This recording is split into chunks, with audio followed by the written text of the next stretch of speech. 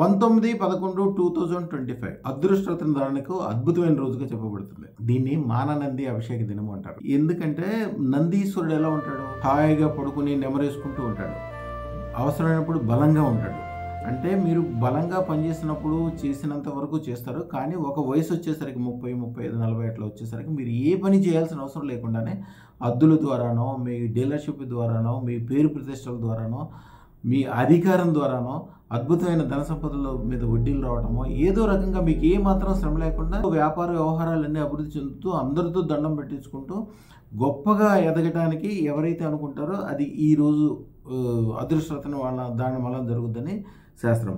ఈ రోజున ముఖ్యంగా చేయాల్సిందంటే దేవాలయంలో నందీశ్వరుడు పంచామృతాలతోటి అభిషేకం చేస్తూ నందీశ్వరుని మనసులో తలుచుకోవాలి. ఓం నమో నందీశ్వరాయ నమః.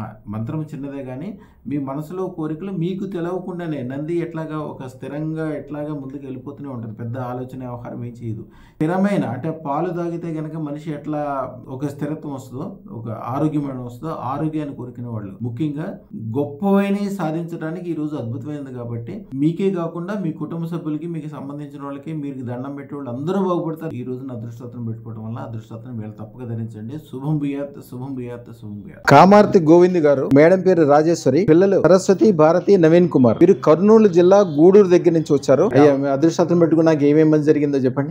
ఇక్కడికి వచ్చేటప్పుడు అమ్మాయి సంబంధం కుదరాలి, వ్యాపారం చేస్తున్నా బాగా అభివృద్ధి ఉండాలి అని కోరుకున్నా. ఇంకోటి నాకు కొద్దిగా రాత్రి నిద్ర వస్తుంది, కాళ్ళు చేతులు ఒక పీక్తున్నాయి. హాస్పిటల్ ఎన్ని తిరిగినా కూడా రిపోర్ట్లు వస్తాయి కానీ ఏం లేదు, మామూలుగా మీరు మెడిసిన్ వాడాలని. ఇక్కడికి వచ్చిన నేను ఈ ఫేస్బుక్ లో చూసి నమ్మకంతో వచ్చిన గురుగారు ఆ కలియుగం వెంకటేశ్వర స్వామి. నేను ఆయన భక్తుని ఎక్కువ, నేను తిరుపతికి ఎక్కువ పోతుంటాను. ఆయననే ఈ రూపంగా నన్ను పంపించినాడేమో అనే ఉద్దేశంతో ఇక్కడికి రావడం జరిగింది.